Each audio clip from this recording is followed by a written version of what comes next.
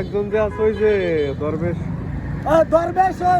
দরবেশের কথা বলবো। ওর তো যে দরবেশ সে আরেকজনের বউ ভাগানো মামলা। এই মামলায় আমি জাতির কাছে বলতে চাই ভাই, আমিও কিন্তু আপনারা কি বলবেন না বলবেন, জীবনে আমারও কিন্তু এই দরবেশের যে কাহিনী হয়েছে, আমারও আওয়ামী লীগের লোকজন আমার বউরে ভাগাই নিয়ে গেছে ভাই। আমি খুব কষ্টে ভাই মনের কথাটা বললাম, মিডিয়ার মাধ্যমে জানাই দিয়েন আমার কত কষ্টের বউ, কত কষ্ট করে টাকা পয়সা করে স্বর্ণের রুলি দিয়া ঋণ হইয়া কত কষ্ট করে আমি বিয়ে করছিলাম, এই গাড়ি ভাড়া করে নিয়ে সেই বউটা এই যে সালমানে রহমান যেরকম আরেকজনের বউ ভাগাই নিয়ে আসছে, আমার বউডারা ভাই, আমার বউডারা আরেকজনে ভাগাই নিয়ে আসছে। ওর নাম লুচ্চা আশিকুর রহমান।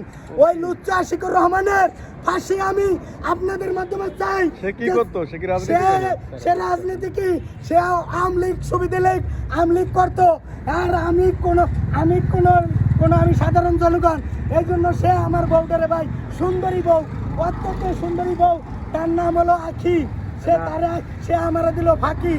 আপনি কি ফিরে পাইছেন আপনার বউ? না, আমি ফিরে পাই না। আমি এখন আইনের মাধ্যমে, মিডিয়ার মাধ্যমে জানতে চাই। সালমান এফ রহমান যেমন সে আরেকজনের শিল্পপতির বউ, ছোট শিল্পপতির বউ ভাগাই নিয়ে গেছে, আমার বউ আশিকুর রহমান ওরফে লুচ্চা আশিক ওরফে বাস্টার্ড আশিক। সবাই চিনে, ওর বাড়ি পাবনা, নাই কোনো ভাবনা।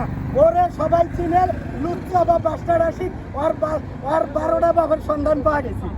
আপনি কি ওই বউ আবার ফিরে পেতে চান? ওই বউ ফিরে পাইতে চাই না, আমি জাতির কাছে বিচার চাই।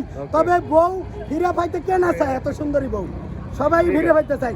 আর এই যে কলা গাছের বিষয়টা,